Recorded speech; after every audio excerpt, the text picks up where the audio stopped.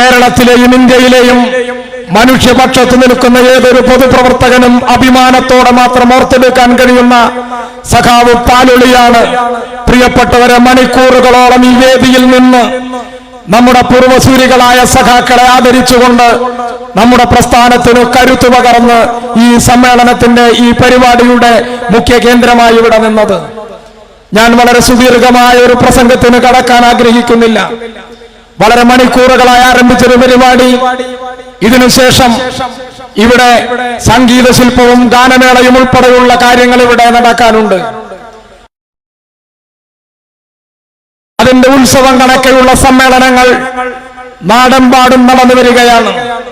ഇവിടെയെല്ലാം സൂചിപ്പിച്ചതുപോലെ മറ്റേതൊരു രാഷ്ട്രീയ പ്രസ്ഥാനത്തിൽ നിന്നും വ്യത്യസ്തമായി കൃത്യമായ ഇടവേളകളിൽ ഒരു പ്രവർത്തന കാലയളവിൽ നമ്മുടെ പ്രസ്ഥാനം ഏറ്റെടുത്ത പ്രവർത്തനങ്ങളെ സംബന്ധിച്ച് തലനാരിഴകീറിയുള്ള പരിശോധന നടത്തുകയും വരാനിരിക്കുന്ന ഒരു പ്രവർത്തന കാലയളവിൽ എങ്ങനെയാണ് ഈ പ്രസ്ഥാനം പ്രവർത്തിച്ചു മുന്നേറുക എന്ന കൃത്യമായ രാഷ്ട്രീയ പ്രഖ്യാപനം ഈ നാടിനോട് നടത്തിയുമാണ് നമ്മുടെ സമ്മേളനങ്ങൾ ഓരോന്നും പൂർത്തീകരിക്കുന്നത്. പ്രിയപ്പെട്ടവരെ, നമ്മുടെ പാർട്ടി സമ്മേളനം ആരംഭിച്ച കാലം മുതൽ ഇപ്പോൾ ഈ 24ാം പാർട്ടി കോൺഗ്രസിന് മുന്നോടിയായുള്ള പാർട്ടി സമ്മേളനങ്ങൾ ആരംഭിച്ച സമയം മുതൽ നമ്മുടെ പ്രസ്ഥാനത്തിനെതിരായി, നമ്മുടെ സമ്മേളന നടപടിക്രമങ്ങൾക്കെതിരായി നമ്മുടെ നാട്ടിലെ മാധ്യമങ്ങൾ എല്ലാവരും ചേർന്ന് പലതരത്തിലുള്ള പ്രചരണങ്ങളും നടത്തുന്നതായി നമുക്കറിയും. പ്രിയപ്പെട്ടവരെ, ഞാൻ വിശദീകരിച്ചു പോകുന്നില്ല. നമുക്കറിയാം, നമ്മുടെ പാർട്ടി, നമ്മുടെ പ്രസ്ഥാനം ലോകവീക്ഷണമുള്ള പ്രസ്ഥാനമാണ്.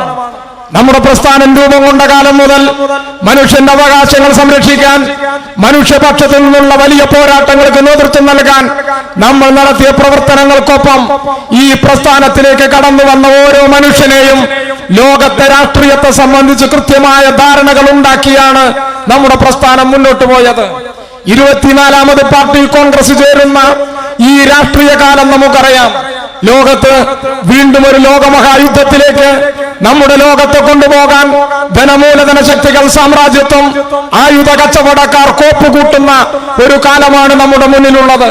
ഗാസയുടെ തെരുവിൽ മാത്രം കഴിഞ്ഞൊരു വർഷത്തിനിടയിൽ 57,000 നിഷ്കളങ്കരായ മനുഷ്യരെയാണ് ഈ നാട്ടിലെ യുദ്ധക്കൊതിയന്മാർ കൊന്നു തീർത്തതെന്ന് നമുക്കറിയും.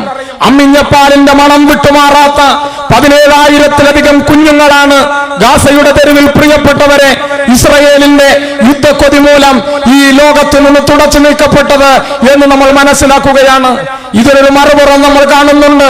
ലോകത്ത് ചെറുതും വലുതുമായ അനേകം രാജ്യങ്ങളിൽ തെരഞ്ഞെടുപ്പ് നടക്കുന്നിടത്തെല്ലാം പ്രിയപ്പെട്ടവരെ, അത് ബൊളീവിയയിലാണെങ്കിലും, അത് ബ്രസീലിലാണെങ്കിലും, അർജന്റീനയിലാണെങ്കിലും, പ്രിയപ്പെട്ടവരെ ബംഗ്ലാദേശിലാണെങ്കിലും, നമ്മുടെ ശ്രീലങ്കയിലാണെങ്കിലും ചുവന്ന വസന്തം വീണ്ടും ഈ ലോകത്ത് പൊട്ടിവിരിയുക തന്നെ ചെയ്യുമെന്ന് ലോകത്താകെയുള്ള മനുഷ്യപക്ഷ പോരാളികളുടെ ഹൃദയത്തിൽ ചുവന്ന ശോഭയായി ഈ ലോകത്തിന്റെ രാഷ്ട്രീയം വരച്ചിടുന്ന ഒരു സന്ദർഭത്തിലാണ് പാർട്ടിയുടെ ജില്ലാ സമ്മേളനത്തിന് ഈ താനൂരിന്റെ മണ്ണ് സാക്ഷ്യം വഹിക്കുന്നത് എന്ന് നമ്മൾ അറിയുകയാണ്. പ്രിയപ്പെട്ടവരെ, ലോക കാര്യങ്ങളിലേക്ക് ഞാൻ കൂടുതൽ പോകുന്നില്ല. നമുക്കറിയാം, നമ്മുടെ രാജ്യം ലോകത്തെ ഏറ്റവും വലിയ ജനാധിപത്യ രാജ്യമെന്ന് നമ്മൾ ഊറ്റം കൊള്ളുന്ന നമ്മുടെ രാജ്യം. പ്രിയപ്പെട്ടവരെ, വളരെ വേഗതയിൽ ഈ നാട് പിറകോട്ട് നടക്കുകയാണ്. കഴിഞ്ഞൊരു ലോക്സഭാ തെരഞ്ഞെടുപ്പ് കാലം നമുക്കറിയും. ആ തെരഞ്ഞെടുപ്പ് കാലത്ത് നമ്മുടെ രാജ്യം ഭരിക്കുന്നവർ നമ്മളോടാകെ പറഞ്ഞു, ഈ വരാനിരിക്കുന്ന തെരഞ്ഞെടുപ്പിൽ ഇന്ത്യയുടെ തെരഞ്ഞെടുപ്പ് ചരിത്രത്തിലെ ഏറ്റവും വലിയ ഭൂരിപക്ഷവുമായി ഞങ്ങൾ വീണ്ടും അധികാരത്തിൽ വരുമെന്ന്. ഞങ്ങൾ ഈ രാജ്യത്തിന്റെ ജനാധിപത്യത്തെ, ഈ നാടിന്റെ സമ്പന്നമായ സംസ്കാരത്തെ, ഈ നാടിന്റെ മതനിരപേക്ഷ പാരമ്പര്യത്തെ, ഈ നാടിന്റെ ജനാധിപത്യ മൂല്യങ്ങളെ, ഈ നാടിന്റെ ഭരണഘടനയെ കയ്യിൽ പപ്പടം പൊടിക്കുന്നത് പോലെ ഞങ്ങൾ പൊടിച്ചു കളയുമെന്ന് അഹങ്കാരത്തിലാണ് ഈ രാജ്യം ഭരിക്കുന്നവർ കഴിഞ്ഞ തെരഞ്ഞെടുപ്പിനെ അഭിമുഖീകരിച്ചത്. പ്രിയപ്പെട്ടവരെ, തെരഞ്ഞെടുപ്പ് ഫലം വന്നു. നമ്മളെല്ലാവരും കണ്ടു. കേവല ഭൂരിപക്ഷമില്ലാതെ പ്രാദേശിക കക്ഷികളുടെ പിന്തുണയോടുകൂടി ഈ മുടിചൂടാമന്നെന്ന് ഈ നാട്ടിലെ മാധ്യമങ്ങളും വലതുപക്ഷവും വർഗീയ ഫാസിസവും നമ്മുടെ നാട്ടിൽ അവതരിപ്പിച്ച നരേന്ദ്രമോദി, പ്രിയപ്പെട്ടവരെ, വീണ്ടും ഈ രാജ്യത്തിന്റെ അധികാരത്തിലേക്ക് വന്നു. ഈ തെരഞ്ഞെടുപ്പ് ഫലം ഈ രാജ്യത്തിന് നൽകുന്ന ഒരു സന്ദേശമുണ്ട്. പ്രിയപ്പെട്ടവരെ, എത്രയോ കാലമായി ഇവിടെ നമ്മളിപ്പോ ആദരിച്ച നമ്മുടെ പൂർവ്വകാല സഖാക്കൾ ഉൾപ്പെടെ ഈ പ്രസ്ഥാനം കടന്നു വന്ന വഴികളിൽ, നാടിന്റെ ഇടവഴികളിൽ, നാലാള് കൂടുന്നിടത്ത് നമ്മുടെ സഖാക്കളുടെ നേരെ കാലമായി നമ്മൾ കേൾക്കുന്ന ഒരു ചോദ്യമുണ്ട്: നിങ്ങളുടെ പാർട്ടി എവിടെയാണുള്ളത്?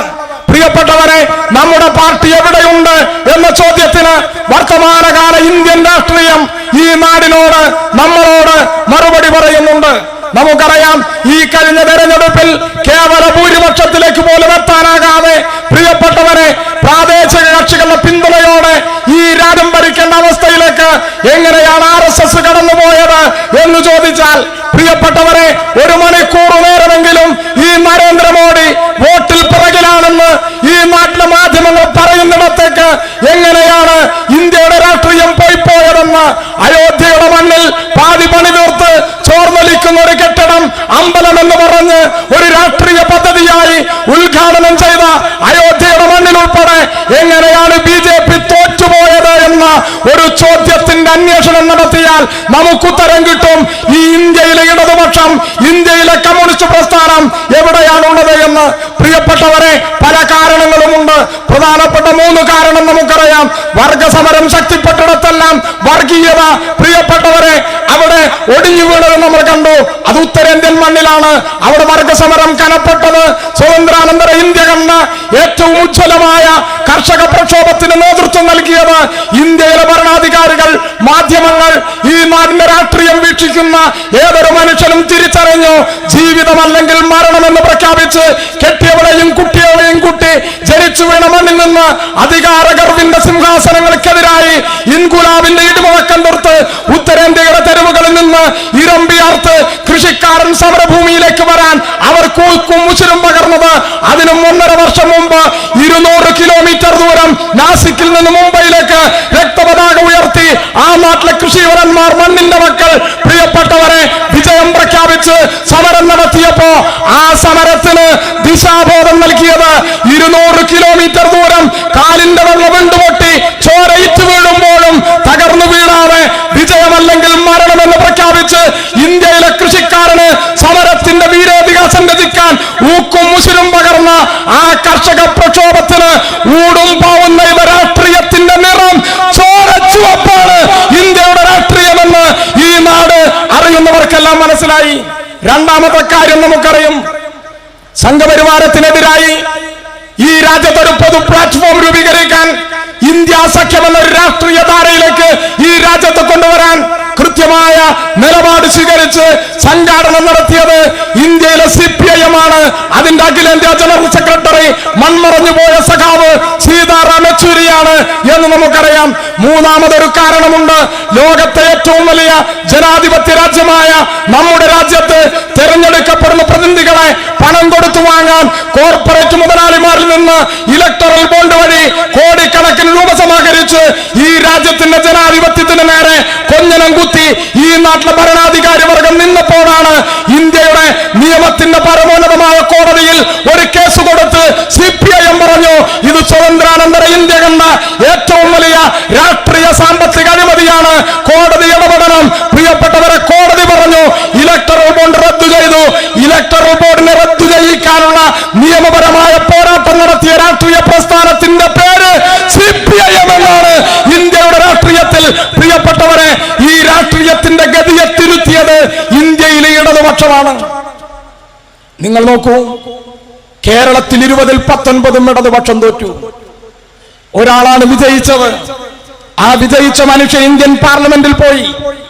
അവിടെ അദ്ദേഹത്തിന്റെ ആദ്യ പ്രസംഗത്തിൽ അദ്ദേഹം ഒരു വാക്കുപയോഗിച്ചു. പ്രിയപ്പെട്ടവരെ, ഇടതുപക്ഷവും വലതുപക്ഷവും തമ്മിലുള്ള വ്യത്യാസം എന്താണ് എന്ന് സഖാവ് K. രാധാകൃഷ്ണൻ ഇന്ത്യൻ പാർലമെന്റിൽ നടത്തിയ ആദ്യത്തെ പ്രസംഗത്തിൽ ഒരു വാചകത്തിലുണ്ട്. അദ്ദേഹം പറഞ്ഞു വർക്കിംഗ് ക്ലാസ് എന്ന്. വർക്കിംഗ് ക്ലാസ് എന്ന് പറഞ്ഞാൽ തൊഴിലാളി വർഗം എന്നാണ്. പ്രിയപ്പെട്ടവരെ, ഇന്ത്യയിലെ 140 കോടി മനുഷ്യരിൽ മഹാഭൂരിപക്ഷം വരുന്നവർ സ്വന്തം അധ്വാനം വിറ്റ് ജീവിക്കാൻ ഈ നാടിന്റെ ഉത്പാദന പ്രക്രിയയിൽ ഇടപെടുന്നവൻ. അവന്റെ ജീവിതത്തെ കുറിച്ച് പറയാൻ തൊഴിലാളി വർഗം എന്നൊരു പദം ഇന്ത്യൻ പാർലമെന്റിൽ ഉച്ചരിച്ചപ്പോ അശ്ലീലം കണക്കെ മറ്റു പാർലമെന്റ് അംഗങ്ങൾ നെറ്റിതുളിച്ചപ്പോ ഇന്ത്യയുടെ രാഷ്ട്രീയം അറിയുന്ന മനുഷ്യൻ മനസ്സിലാക്കി, പ്രിയപ്പെട്ടവരെ, ഇന്ത്യയുടെ പാർലമെന്റിൽ മുഴുവൻ സീറ്റിലും കോൺഗ്രസ് ജയിച്ചാലും വലതുപക്ഷത്ത് മറ്റേതൊരു പാർട്ടി ജയിച്ചാലും റോഡുണ്ടാകാം, എവിടെയെങ്കിലും ഒരു കെട്ടിടം ഉണ്ടാകാം, എന്തെങ്കിലും ഒരു വികസനം നടക്കാം. പ്രിയപ്പെട്ടവരെ, തൊഴിലാളികളെ കുറിച്ച് പറയാൻ കർഷകരെ കുറിച്ച് പറയാൻ, അരികുവൽക്കരിക്കപ്പെടുന്ന മനുഷ്യനെ കുറിച്ച് പറയാൻ, ന്യൂനപക്ഷങ്ങളെ കുറിച്ച് പറയാൻ ഇടതുപക്ഷമല്ലാതെ CPIM അല്ലാതെ ഈ നാടിന്റെ രാഷ്ട്രീയത്തിൽ മറ്റൊരു പ്രസ്ഥാനമില്ല. അതാണ് CPIMന്റെ പ്രാധാന്യം. നമ്മുടെ പാർട്ടിയുടെ സ്വാധീനവും നമ്മുടെ പാർട്ടിയുടെ പ്രാധാന്യവും രണ്ടാണ്. പ്രിയപ്പെട്ടവരെ, നമുക്ക് സ്വാധീനത്തിൽ കുറവുണ്ട് ഇന്ത്യൻ രാഷ്ട്രീയത്തിൽ. പക്ഷെ ഇന്ത്യയുടെ രാഷ്ട്രീയത്തിൽ നമ്മുടെ പ്രാധാന്യത്തിന് ഒട്ടും കുറവില്ല എന്ന് നമുക്കറിയാൻ കഴിയും. നമ്മുടെ രാജ്യത്ത് ഇപ്പൊ നരേന്ദ്രമോദി ഭരിക്കുന്നു. അവർക്ക് കഴിഞ്ഞ ഭരണത്തിൻ്റെതുപോലെ അംഗബലമില്ല. പക്ഷെ എങ്കിലും അവരവരുടെ നയങ്ങളിൽ നിന്ന് പിറകോട്ട് പോകും എന്ന് നമ്മൾ കരുതേണ്ടതുമില്ല. പ്രിയപ്പെട്ടവരെ, നമുക്കറിയാം നമ്മുടെ നാട് തിരിഞ്ഞു നടക്കുകയാണ്. ലോകത്തെ ഏറ്റവും കൂടുതൽ പട്ടിണിക്കാർ ജീവിക്കുന്ന രാജ്യം നമ്മുടെ രാജ്യമാണ്. ലോകത്തെ ഏറ്റവും കുറഞ്ഞ സന്തോഷമുള്ള കൂടുതൽ ആളുകൾ ജീവിക്കുന്ന രാജ്യം നമ്മുടെ രാജ്യമാണ്. അക്ഷരമെഴുതാനറിയാത്ത നിരക്ഷര കുട്ടികൾ ലോകത്തെ ഏറ്റവും കൂടുതൽ ജീവിക്കുന്ന രാജ്യം നമ്മുടെ രാജ്യമാണ്. പ്രിയപ്പെട്ടവരെ, നമ്മുടെ രാജ്യമാണ് ചുവന്ന തെരുവുകളിൽ മക്കളെ പോറ്റാൻ ഉടുതുണി അടിച്ച് ശരീരം വിൽക്കുന്ന ഏറ്റവും കൂടുതൽ സഹോദരിമാർ ജീവിക്കുന്ന രാജ്യം നമ്മുടെ രാജ്യമാണ്. എങ്ങനെയാണ് ഇങ്ങനൊരു രാജ്യമായി ഇന്ത്യ മാറിപ്പോയത് എന്നൊരു ചോദ്യം കമ്മ്യൂണിസ്റ്റ് പാർട്ടിയുടെ വേദിയിൽ നിന്നല്ലാതെ മറ്റൊരു പാർട്ടിയുടെ വേദിയിൽ നിന്ന് ഈ നാട് കേൾക്കുകയില്ല. ഇതാണ് ഇടതുപക്ഷവും വലതുപക്ഷവും തമ്മിലുള്ള വ്യത്യാസമെന്ന് ഈ നാടിന് തിരിച്ചറിയാനാകും. നമ്മുടെ നാട്ടിൽ പൊതുമേഖല തകരുന്നു. നമ്മുടെ നാട്ടിൽ അഭ്യസ്തവിദ്യരായ മനുഷ്യരിൽ 47% ആളുകൾ തൊഴിലില്ലാത്തവരായി ഈ നാടിന്റെ തെരുവിൽ അലയുന്നു.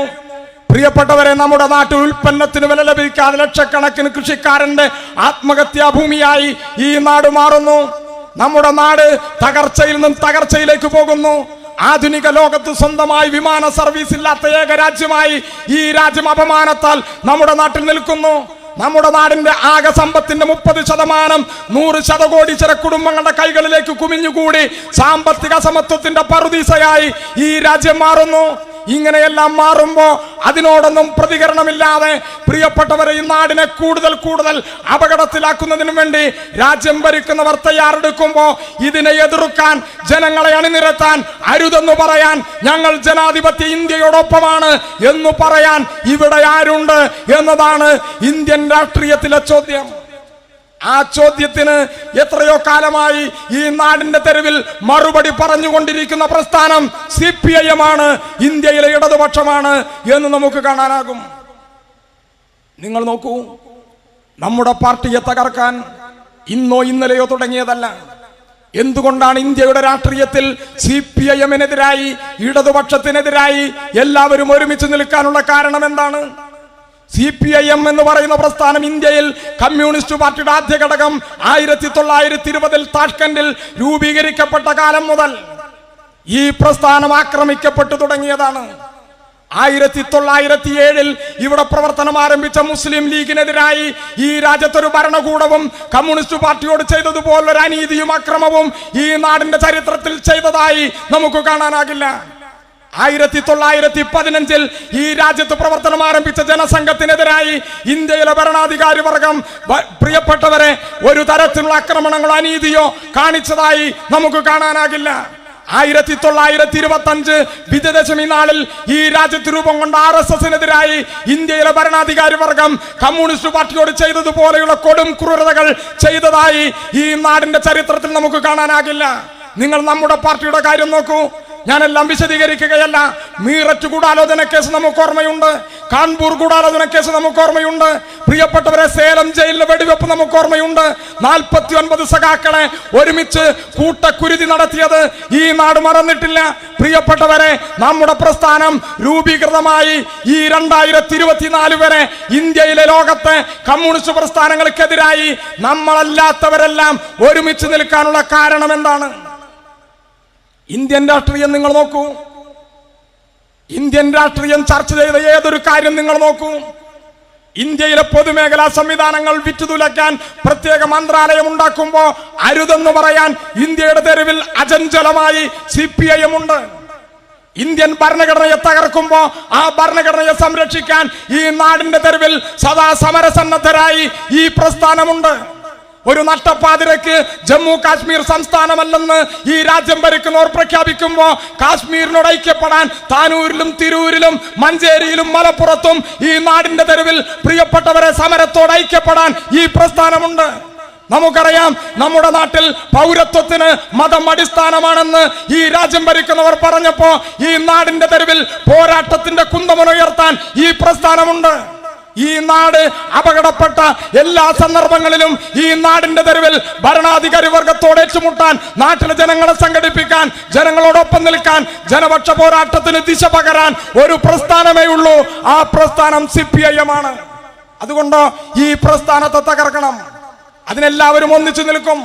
അതിൽ കോർപ്പറേറ്റ് മുതലാളിമാരുണ്ട്, അതിൽ കോൺഗ്രസ് ഉണ്ട്, അതിൽ നിരവധിയായ വർഗീയ പ്രസ്ഥാനങ്ങളുണ്ട്, മത തീവ്രവാദ പ്രസ്ഥാനങ്ങളുണ്ട്, നമ്മുടെ നാട്ടിലെ മാധ്യമ തമ്പുരാക്കന്മാരുണ്ട്. എല്ലാവരും ചേർന്ന് ഈ പ്രസ്ഥാനത്തിനെതിരായി ഐക്യനിര കെട്ടിപ്പടുക്കാനുള്ള കാരണം CPIM-ന് കൃത്യമായ രാഷ്ട്രീയ നിലപാടുണ്ട് എന്നുള്ളതാണ്. നിങ്ങൾ കേരളത്തിലേക്ക് നോക്കൂ. ഇവിടെ ഇപ്പൊ നമ്മൾ നൂറുകണക്കിന് സഖാക്കളെ ആദരിച്ചു. പ്രിയപ്പെട്ടവരെ, ഈ കേരളത്തിന് കമ്മ്യൂണിസ്റ്റ് പാർട്ടി ചെയ്ത സംഭാവന എന്ത് എന്നൊരു ചോദ്യം ചോദിച്ചാൽ നമുക്ക് ഉത്തരങ്ങൾ നിരവധി ഉണ്ടാകും. ലോകത്ത് മനുഷ്യ ജീവിതത്തിന്റെ നെറുകയിൽ ഈ കേരളം വരച്ചിട്ട വളരെ കൃത്യമായ അഭിമാനകരമായ ചില അടയാളപ്പെടുത്തലുണ്ട്. നിങ്ങൾ നോക്കൂ, എവിടെ നിന്നാണ് ഇങ്ങനെ ഒരു കേരളം ഉണ്ടായത്? ലോകത്തിന്റെ നെറുകയിൽ എല്ലാവർക്കും അക്ഷരമെഴുതാൻ അറിയുന്ന, എല്ലാവർക്കും ഇഷ്ടപ്പെട്ട വസ്ത്രം ധരിക്കാൻ കഴിയുന്ന, എല്ലാവർക്കും അഭിമാനകരമായ തൊഴിലെടുക്കാൻ കഴിയുന്ന, അടച്ചുറപ്പുള്ള വീട്ടിൽ അന്തി ഉറങ്ങുന്ന, പ്രിയപ്പെട്ടവരെ, ഡിജിറ്റൽ ഇന്ത്യയുടെ പവർ ഹൗസ് ഇന്ത്യൻ ഭരണാധികാരികൾ അടയാളപ്പെടുത്തിയ, വെളിയിടങ്ങളിൽ മലമൂത്ര വിസർജനം നടത്താത്ത അഭിമാനികളായ മനുഷ്യൻ ഇങ്ങനെ ഒന്നുപോലെ ജീവിച്ചു പോകുന്ന ഒരു നാടായി ഈ കേരളം എങ്ങനെയാണ് രൂപാന്തരപ്പെട്ടത് എന്നൊരു ചോദ്യം ഈ നാടിനോട് നമുക്ക് നിരന്തരമായി ചോദിക്കാനാകണം. അങ്ങനെ ചോദിക്കുമ്പോൾ ചില ഉത്തരങ്ങൾ കിട്ടും. പതിറ്റാണ്ട് കാലമായി ഞാനും നിങ്ങളും കേട്ട് പഴകി ദ്രവിച്ച ഒരു പഴമൊഴി നമുക്കോർമ്മയുണ്ട്. ഈ കേരളം പരശുരാമൻ മഴുവെറിഞ്ഞ കേരളമാണ്. ആ കേരളം വേറെ കേരളമാണ്. അന്ന് കേരളമില്ല. ഇവിടെ പറഞ്ഞതുപോലെ മലബാറും തിരുകൊച്ചിയും തിരുവിതാംകൂറും നാട്ടുരാജ്യങ്ങളായി നിന്നൊരു ഭൂമിയാണത്.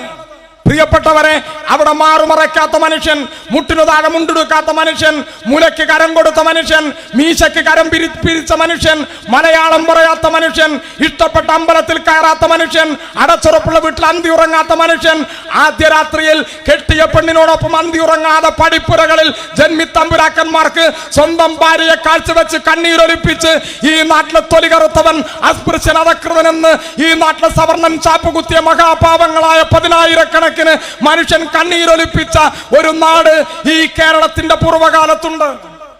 ഏതെങ്കിലും ഒരു ഭേദപ്പെട്ട വീട്ടിൽ ഒരു സദ്യ നടക്കുമ്പോ ക്ഷണിക്കാതെ പോയി പുല്ലട്ടിയിലും പടിപ്പുറത്തും ഇങ്ങനെ കാത്തുനിന്ന്, പ്രിയപ്പെട്ടവരെ, അവിടത്തെ ഏതെങ്കിലും ഒരു കാരണവർ വിളിക്കുമ്പോൾ അവിടെ അകത്തു ചെന്ന് തോർത്തുമുണ്ട് വിരിച്ച് കീറിയ തോർത്തുമുണ്ടിൽ വള്ളിക്കൊട്ടയിൽ വിളമ്പിയ ചോറ് തലച്ചുവടായി ഏറ്റുവന്ന് വീട്ടിൽ വിശന്നിരിക്കുന്ന മനുഷ്യനെ തീറ്റിപ്പോറ്റിയ ഒരു ഘട്ടകാലം ഈ കേരളത്തിനുണ്ട്. 30 കൊല്ലം മുമ്പ് നമ്മുടെ കേരളത്തിൽ മലബാറിൽ എല്ലാ വീട്ടിലും, ഒരു 40 കൊല്ലം മുമ്പ് എല്ലാ വീട്ടിലും 3 നേരവും കൂട്ടാൻ കടുക് വറുത്തിട്ടില്ല. ഈ നാട്ടിലെ എല്ലാ മനുഷ്യനും എല്ലാ ദിവസവും തലയിൽ എണ്ണ തേച്ച് കുളിച്ചിട്ടില്ല. 40 കൊല്ലം മുമ്പ് വരെ ഈ കേരളം ഇന്നു കാണുന്ന കേരളമായി ഇങ്ങനെ രൂപാന്തരപ്പെടാൻ, പ്രിയപ്പെട്ടവരെ, ഒരു കൊതുക് കടിയുടെ വേദന പോലും ഈ കേരളത്തിന്റെ ചരിത്രത്തിൽ വലതുപക്ഷത്ത് നിൽക്കുന്നവർ, സാമുദായിക മതപ്രസ്ഥാനങ്ങൾ, തീവ്രവാദികൾ, വർഗീയ ഫാസിസം ഈ രാജ്യത്തിന്റെ ചരിത്രത്തിൽ അനുഭവിച്ചിട്ടില്ല. എങ്ങനെയാണ് ഇങ്ങനെ ഒരു കേരളം ഉണ്ടായത്?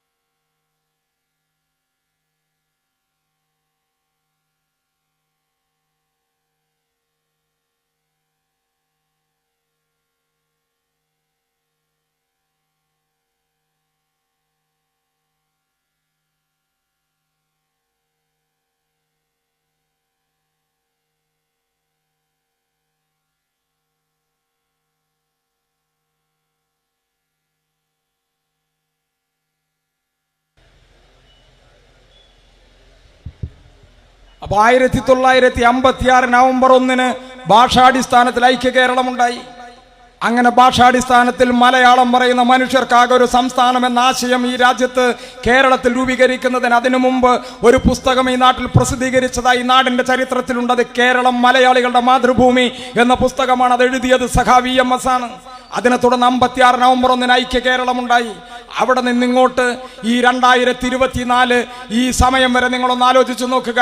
1957 ഏപ്രിൽ മാസം 5-ാം തീയതി ഈ ലോകത്തിന്റെ ചരിത്രത്തിൽ ആദ്യമായി ബാലറ്റ് പേപ്പറിലൂടെ സഖാവ് EMSന്റെ നേതൃത്വത്തിലുള്ള കമ്മ്യൂണിസ്റ്റ് ഗവൺമെന്റിന്റെ ആരംഭകാലം മുതൽ ഈ 2024 ഈ സമയം വരെ ഈ കേരളം കടന്നു വന്നൊരു വഴിയുണ്ട്.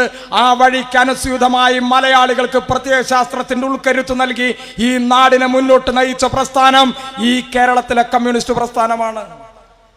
നിങ്ങൾ നോക്കൂ, അതിൽ 57 ഗവൺമെന്റ് ആരംഭിച്ച ഭൂപരിഷ്കരണ നിയമമുണ്ട്. ഒരു വ്യക്തിക്കും കുടുംബത്തിനും കൈവശം വെക്കാവുന്ന ഭൂമിക്ക് പരിധി തീരുമാനിച്ച വിപ്ലവകരമായ തീരുമാനമുണ്ട്. അധിക ഭൂമി മിച്ചഭൂമിയായി പ്രഖ്യാപിച്ചതുണ്ട്. ഈ മിച്ചഭൂമി ഭൂരഹിതന് വിതരണം ചെയ്തതുണ്ട്. നമ്മുടെ നാട്ടിൽ പള്ളിക്കൂടങ്ങളിൽ കുട്ടികൾക്ക് നടന്നുപോയി പഠിക്കാവുന്ന ദൂരത്തിൽ പൊതുപള്ളിക്കൂടങ്ങൾ ഉയർന്നു വരാൻ കാരണമായ പൊതുവിദ്യാഭ്യാസ ബന്ധ ബില്ലുണ്ട്. പ്രിയപ്പെട്ടവരെ, സമ്പൂർണ്ണ സാക്ഷരതയുണ്ട്. 1980 ക്ഷേമ പദ്ധതിയുണ്ട്. നമുക്കറിയാം, നമ്മുടെ നാട്ടിൽ 50% സ്ത്രീകൾക്ക് സംവരണം വന്നതുണ്ട്. ജനകീയാസൂത്രണ പദ്ധതിയുണ്ട്. ലോകത്തിനാകെ മാതൃകയായ സ്ത്രീ ശാക്തീകരണ പ്രസ്ഥാനം കുടുംബശ്രീ ജനിച്ചതും വളർന്നതും പടർന്നു പന്തലിച്ചതും ഈ നാടിനു തണലായി നിന്ന ചരിത്രമുണ്ട്. ഇങ്ങനെയാണ് ഈ കേരളം ഇന്നു കാണുന്ന കേരളമായി ഇങ്ങനെ കടന്നു വന്നത്. അങ്ങനെ വന്നൊരു കേരളം എല്ലാം തികഞ്ഞ നാടായി എന്ന് നമുക്ക് അഭിപ്രായമില്ല.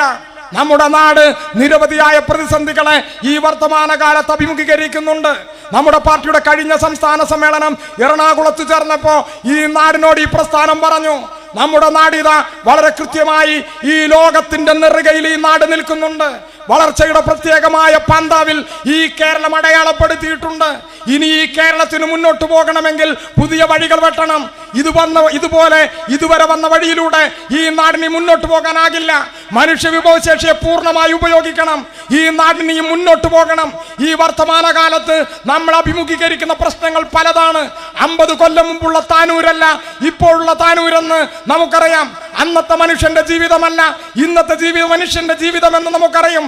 നമ്മുടെ ജീവിതം മാറി, നമ്മുടെ കുടുംബഘടന മാറി, നമ്മുടെ സാമൂഹ്യ സാഹചര്യങ്ങൾ മാറി, നമ്മുടെ തൊഴിലിടങ്ങൾ മാറി, നമ്മുടെ വരുമാനം മാറി, നമ്മുടെ ജീവിത ലക്ഷ്യം മാറി. ഇതിനെല്ലാം മാറുമ്പോൾ ഈ മാറ്റത്തിനനുസരിച്ച് ആളുകളെ, പ്രിയപ്പെട്ടവരെ, കൃത്യമായി ലക്ഷ്യബോധമുള്ള ഒരു തലമുറയാക്കി ഈ നാട്ടിൽ കൊണ്ടുപോകേണ്ടതുണ്ട്. അതിന് ഈ വർത്തമാനകാലത്ത് കേരളം ആവശ്യപ്പെടുന്ന, കേരളം അഭിമുഖീകരിക്കുന്ന പ്രശ്നങ്ങളെ അഭിസംബോധന ചെയ്യാതെ കമ്മ്യൂണിസ്റ്റ് പാർട്ടിക്ക് മുന്നോട്ട് പോകാനാവുകയില്ല എന്ന് ഈ നാട്ടിലെ ജനങ്ങളോട് CPIM പറഞ്ഞു. കുറെ പ്രശ്നങ്ങളുണ്ട്. നിങ്ങൾ നോക്കൂ, എന്തെല്ലാം പ്രശ്നങ്ങൾ നമുക്കറിയാം. നമ്മുടെ നാട്ടിൻ പുറത്ത്, നമ്മുടെ നഗരങ്ങളിൽ ഒറ്റപ്പെട്ട ആളുകളുടെ എണ്ണം കൂടുന്നു. വീടുകൾ അകത്തളങ്ങളിൽ പ്രായം ചെന്ന മനുഷ്യൻ ഒറ്റപ്പെട്ട് ജീവിക്കുന്ന അവസ്ഥ ഈ കേരളത്തിൽ വർദ്ധിക്കുന്നു. അഭിസംബോധന ചെയ്യാതെ ഈ സമൂഹത്തിന് മുന്നോട്ട് പോകാനാകില്ല. നിങ്ങൾ നോക്കൂ, ഉള്ള കാലത്ത് വിറ്റുപെറുക്കി പണിയെടുത്ത്, നമുക്കറിയാം, മുണ്ടുമുറുക്കി കൊടുത്ത് ഇങ്ങനെ അധ്വാനിച്ച് സ്വന്തം മക്കളെ തങ്ങളുടേതിനേക്കാൾ മെച്ചപ്പെട്ട ജീവിതം ഉണ്ടാക്കാൻ, നല്ല വിദ്യാഭ്യാസത്തിനും തൊഴിലിനും നാടിന് പുറത്തേക്ക് പറഞ്ഞയച്ച് അവർ തിരിച്ചു വരാതെ ഈ നാടിന്റെ വീട്ടകങ്ങളിൽ ഒറ്റപ്പെട്ടു പോകുന്ന നാട്ടിലെ രക്ഷിതാക്കളെ കാണാതെ ഒരു കമ്മ്യൂണിസ്റ്റ് പാർട്ടിക്ക് ഈ നാട്ടിൽ മുന്നോട്ട് പോകാനാവുകയില്ല എന്ന് നമ്മുടെ പ്രസ്ഥാനം തിരിച്ചറിഞ്ഞപ്പോഴോ നമ്മൾ ചില കർമ്മ പദ്ധതി തയ്യാറാക്കി ഈ നാടിനോട് പറഞ്ഞു. ഈ 2024 നിൽക്കുമ്പോ 8 കൊല്ലക്കാലത്ത് തുടർച്ചയായ ഇടതുപക്ഷ ഭരണം ഇവിടെ എത്തി നിൽക്കുമ്പോ അഭിമാനത്തോടെ നമുക്ക് പറയാനാകും, പ്രിയപ്പെട്ടവരെ, നമ്മുടെ കുട്ടികൾക്ക് ഇവിടെ തന്നെ പഠിക്കാനും ഇവിടെ തന്നെ തൊഴിലെടുക്കാനും സംരംഭക സൗഹൃദ നാടായി ഈ കേരളത്തെ മാറ്റാനും ഇടതുപക്ഷ ഗവൺമെന്റ് കൃത്യമായ നിലപാട് സ്വീകരിച്ച് ഈ നാട്ടിൽ മുന്നോട്ട് പോയി. നിങ്ങൾ നോക്കൂ, സ്വതന്ത്രാനന്തര ഇന്ത്യയുടെ ചരിത്രത്തിൽ ആദ്യമായി ഒരു സംസ്ഥാന ഗവൺമെന്റ് ഒരു വയോജന നയം പ്രഖ്യാപിച്ചു. അത് പ്രഖ്യാപിച്ചത് ഈ കേരളത്തിലാണ് എന്ന് നമ്മൾ കാണണം. നമുക്കറിയാം, നമ്മുടെ ഉന്നത വിദ്യാഭ്യാസ രംഗത്തെ മികവുകൾ കൂടുതൽ മികവുറ്റതാക്കാൻ, പിഴവുകളെ പരിശോധിക്കാൻ 8 കൊല്ലമായി ഇടതുപക്ഷ ഗവൺമെന്റ് നടത്തിയ പ്രവർത്തനം ഇപ്പോഴിതാ ഫലത്തിൽ വന്നിരിക്കുന്നു. നമ്മൾ തിരിച്ചറിയുന്നു, ഇന്ത്യയിലെ 100 കോളേജുകൾ മികച്ച കോളേജുകൾ എടുത്തപ്പോ അതിൽ 40 കോളേജും ഈ കേരളത്തിലാണ്. നമുക്കറിയാം, ഈ ഇന്ത്യയിലെ പ്രധാനപ്പെട്ട 15 സർവകലാശാലകൾ എടുത്തപ്പോ 4 സർവകലാശാലകൾ ഈ കേരളത്തിലാണ്. കൊച്ചിയിലെ സർവകലാശാലയിൽ, അതുപോലെ മഹാത്മാഗാന്ധി യൂണിവേഴ്സിറ്റിയിൽ ഈ ലോകത്തെ 60 രാജ്യങ്ങളിൽ നിന്നുള്ള കുട്ടികൾ പഠിക്കാൻ ഈ കേരളത്തിലേക്ക് വരുന്ന അഭിമാനകരമായ കാഴ്ച നമ്മൾ കാണുന്നു. 2 ആഴ്ച മുമ്പാണ് 68 രാജ്യങ്ങളിൽ നിന്നായി 500 കുട്ടികൾ വലിയൊരു കപ്പലിൽ സഞ്ചരിക്കുന്ന സർവകലാശാലയായി കടന്നു വന്നപ്പോ ഇന്ത്യയിൽ സന്ദർശനം നടത്തിയ ഏക നാടായി ഈ ചെങ്കൊടി പാറുന്ന കേരളം ഈ നാടിന്റെ ചരിത്രത്തിൽ അടയാളപ്പെടുത്തി നിൽക്കുകയാണ്. ഓരോ പ്രശ്നങ്ങളെയും അഭിസംബോധന ചെയ്ത് ഈ ഗവൺമെന്റും പാർട്ടിയും മുന്നോട്ട് പോകുന്നു. മറ്റൊരു പ്രശ്നം നിങ്ങൾ നോക്കൂ. നമ്മുടെ ലോകത്ത് ഏറ്റവും കൂടുതൽ ചെറുകിട ഭൂവുടമകളുടെ നാടാണ് ഈ കേരളം. 5ഉം 10ഉം സെന്റ് ഭൂമിക്ക് അവകാശികളായ, ജന്മാവകാശമുള്ള, സ്വന്തം പേരിൽ നികുതി രസീതിയുള്ള, കൈവശാവകാശമുള്ള ഏറ്റവും കൂടുതൽ മനുഷ്യൻ ജീവിക്കുന്ന നാടേത് എന്ന് ചോദിച്ചാൽ അതിന്റെ ഉത്തരം കേരളം എന്നാണ്. നമ്മൾ തിരിച്ചറിയുന്നു. നിങ്ങൾ നോക്കൂ, നമ്മുടെ നാട്ടിൽ 100 വീടെടുത്താൽ 90 പേരുടെയും സ്ഥലത്തിന്റെ പ്രമാണങ്ങൾ അവരുടെ കൈകളിലില്ല. ബാങ്കിൽ പണയപ്പെടുത്തി വായ്പ എടുത്തിട്ടുണ്ട്. വായ്പ ഒരു കുറ്റമല്ല. പ്രിയപ്പെട്ടവരെ, നമ്മുടെ ജീവിതത്തെ പുതുക്കി പണിയാൻ, വരുമാനം വർദ്ധിപ്പിക്കാൻ, സംരംഭം ആരംഭിക്കാൻ വായ്പ എടുക്കുന്നതിൽ തെറ്റില്ല. പ്രിയപ്പെട്ടവരെ, ദുഃഖകരമായ ഒരു സത്യം നമുക്ക് പറയാതെ, ഈ നാടിനെ ഓർമ്മപ്പെടുത്താതെ നമുക്ക് മുന്നോട്ട് പോകാനാകില്ല. കേരളത്തിലെ വ്യക്തിഗത വായ്പകളുടെ 80% ആർഭാട ജീവിതത്തിനും ആർഭാട വിഭാഗത്തിനും വേണ്ടി ഈ നാട്ടിലെ ആളുകൾ ഇങ്ങനെ വഴിവിട്ടു പോകുമ്പോ കമ്മ്യൂണിസ്റ്റ് പാർട്ടിയെ പോലെ ഒരു പാർട്ടിക്കല്ലാതെ ഈ നാട്ടിൽ ഇത് പറയാനാകില്ല. ഉള്ള കിടപ്പാടം വിറ്റും പണയം വെച്ചും മക്കളെ കെട്ടിക്കാൻ സ്വർണത്തിന്റെ അളവ് കൂടുന്തോറും കിടപ്പറയിൽ നല്ല വിഷമുള്ള മൂർഖൻ പാമ്പുകളാണ് കാത്തിരിക്കുന്നത് എന്ന് നമ്മുടെ രക്ഷിതാക്കളോട് നമ്മളല്ലാതെ ആരാണ് പറയുക? പ്രിയപ്പെട്ടവരെ, പുതിയ തലമുറയെ നമുക്ക് പഠിപ്പിക്കാനാകണം. വിവാഹപ്രായമെത്തുമ്പോ സ്വന്തം രക്ഷിതാക്കളോട് പുതിയ തലമുറ പറയണം, അമ്മയോട് അച്ഛനോട് അവരെ വിളിച്ചു പറയണം, ഞങ്ങളെ കെട്ടിക്കാൻ ഈ നാട്ടിൽ നമ്മുടെ വീടും കിടപ്പാടവും വിറ്റും പണയം വെച്ചും പണം കണ്ടെത്തരുത്. ഞങ്ങൾക്ക് നല്ല വിദ്യാഭ്യാസം വേണം, തൊഴിലെടുക്കാനുള്ള സാഹചര്യം വേണം, ഒരു തരി പൊന്നും ഞങ്ങൾക്ക് ആവശ്യമില്ല എന്ന് പുതിയ തലമുറ കൊണ്ട് പറയിപ്പിക്കാൻ നമ്മൾ പരാജയപ്പെട്ടാൽ സഖാവ് EMS-ഉം കൃഷ്ണപിള്ളയും AKGയും മൊയാരത്ത് ശങ്കരനും സഖാവ് കുഞ്ഞാലിയും അഴീക്കോടൻ രാഘവനും ഈ നാട്ടിലെ കമ്മ്യൂണിസ്റ്റ് പോരാളികൾ ഉഴുതുമറിച്ചുണ്ടാക്കിയ ലോകത്തിനു ബദലായ കേരള മോഡൽ ഉണ്ടല്ലോ, ആ മോഡൽ തകർന്നു പോകുമെന്ന ഉള്ളുപൊള്ളുന്ന യാഥാർത്ഥ്യത്തിലേക്ക് പ്രിയപ്പെട്ടവരെ നമുക്ക് കൺതുറക്കാനാകണം. അന്ധവിശ്വാസങ്ങളുടെ, അനാചാരങ്ങളുടെ ഇരുണ്ട കോട്ടകളെ പൊളിച്ചെറിഞ്ഞാണ് ഈ കേരളം ഇന്നു കാണുന്ന കേരളമായത്. നിങ്ങൾ നോക്കൂ, പൂണോലും കുടുമയും പൊട്ടിച്ചെറിഞ്ഞ് സാധാരണക്കാരന്റെ ചേരിയിലേക്ക് കാലിൽ ചെരുപ്പ് ധരിക്കാതെ പോയ സഖാവ് EMS-ന്റെ നാടാണിത്. VT ഭട്ടതിരിപ്പാടിന്റെ, MRPയുടെ, ICPയുടെ, വക്കം മൗലവിയുടെ, ചാവറയച്ചന്റെ, കമ്മ്യൂണിസ്റ്റ് നവോത്ഥാന പോരാളികളുടെ ഉഴുതുമറിച്ച നാട്ടിലാണ് പ്രിയപ്പെട്ടവരെ ആത്മീയ വ്യഭിചാരികളുടെ, കച്ചവടക്കാരുടെ മുന്നിൽ കൈകൂപ്പി ഈ നാടിന്റെ രാഷ്ട്രീയ നേതൃത്വം നിൽക്കുന്നതെന്ന യാഥാർത്ഥ്യം നമ്മളല്ലാതെ ഈ നാടിനോട് ആര് പറയും? നമുക്കല്ലാതെ ഇത് പറയാനാകില്ല. 13ാമത്തെ വയസ്സിൽ മദ്യപാനം തുടങ്ങുന്ന കുട്ടികളുടെ നാടായി ഈ കേരളം മാറുമ്പോ ഈ നാടിനെ നേരായ വഴിയിലേക്ക് തിരിച്ചു കൊണ്ടുവരാൻ നമുക്കല്ലാതെ ഏത് പ്രസ്ഥാനത്തിന് കഴിയും? പ്രിയപ്പെട്ടവരെ, ഇങ്ങനെ നിരവധിയായ പ്രശ്നങ്ങളെ ഈ കേരളം അഭിമുഖീകരിക്കുന്നുണ്ട്. ഇതിനെയെല്ലാം അഭിസംബോധന ചെയ്താണ്, ഇതിനെയെല്ലാം കണ്ടുകൊണ്ടാണ് ഒരു പുതിയ കേരളം ഉണ്ടാക്കാൻ, ഒരു നവകേരളം ഉണ്ടാക്കാൻ ഇടതുപക്ഷ ഗവൺമെന്റ് ഈ കേരളത്തിൽ പരിശ്രമിക്കുന്നത്. ഇപ്പൊ നമ്മുടെ നാട്ടിൽ ഉണ്ടായിക്കൊണ്ടിരിക്കുന്ന എല്ലാ തരത്തിലുള്ള കുത്തിത്തിരിപ്പുകളും നിങ്ങൾ ആലോചിച്ച് നോക്കൂ. എന്തുകൊണ്ടുണ്ടാകുന്നതാണ്? ഒറ്റ കാരണമേ അതിനുള്ളൂ. ആധുനിക കേരളത്തിന്റെ ചരിത്രത്തിൽ കമ്മ്യൂണിസ്റ്റ് പാർട്ടിയുടെ ഒരു നേതാവ് തുടർച്ചയായി 8 കൊല്ലക്കാലത്തിലധികം ഈ കേരളത്തിന്റെ അധികാരം നിയന്ത്രിക്കുന്നു എന്നതാണ് ഇന്ന് ഈ നാടിന്റെ തെരുവിൽ പ്രിയപ്പെട്ടവരെ ഈ നാട്ടിലെ തീവ്രവാദ പ്രസ്ഥാനങ്ങൾ, വലതുപക്ഷം, വർഗീയത, മാധ്യമ പുങ്കവന്മാർ എല്ലാവരും ചേർന്ന് ഈ നാട്ടിൽ നടത്തുന്ന ഈ രൂപത്തിലുള്ള എല്ലാ പ്രശ്നങ്ങൾക്കുമുള്ള കാരണമെന്ന് നമ്മൾ തിരിച്ചറിയണം. ഇപ്പൊ നമ്മുടെ ഗവൺമെന്റിനില്ലാത്ത കുറ്റല്ല. നമ്മുടെ ആളുകൾക്കിടയിൽ പോലും ഒന്നാം ഗവൺമെന്റിന്റെ അത്ര പോരാ, ഈ രണ്ടാം ഗവൺമെന്റ് എന്ന് തോന്നിക്കുന്ന വിലയിൽ ഈ നാട്ടിൽ പ്രചണ്ഡമായ പ്രചരണമാണ് വലതുപക്ഷം മാധ്യമങ്ങൾ ഈ നാട്ടിൽ നടത്തിയത് എന്ന് നമ്മൾ കാണണം. എന്തുകൊണ്ടാണ് ഒന്നാം ഗവൺമെന്റിന്റെ അത്ര പോരാ ഈ ഗവൺമെന്റ് എന്ന് ഈ നാട്ടിലെ സാധാരണ മനുഷ്യർക്കിടയിൽ ഒരു തെറ്റിദ്ധാരണ വരാനുള്ള കാരണം? ആ കാരണത്തിന് ഉത്തരമുണ്ട്. പ്രിയപ്പെട്ടവരെ, 8 കൊല്ലം മുമ്പുള്ള കേരളം ഏതാണ്? സഖാവ് പിണറായി വിജയൻ കേരളത്തിൽ അധികാരത്തിൽ വരുന്നതിന് മുമ്പ് 2016 ഒരു കേരളമുണ്ട്. ആ കേരളത്തിൽ നിന്ന് 2021 5 കൊല്ലം ഈ കേരളം കടന്നുപോയപ്പോ വലിയ മാറ്റങ്ങൾ ഉണ്ടായിട്ടുണ്ട്.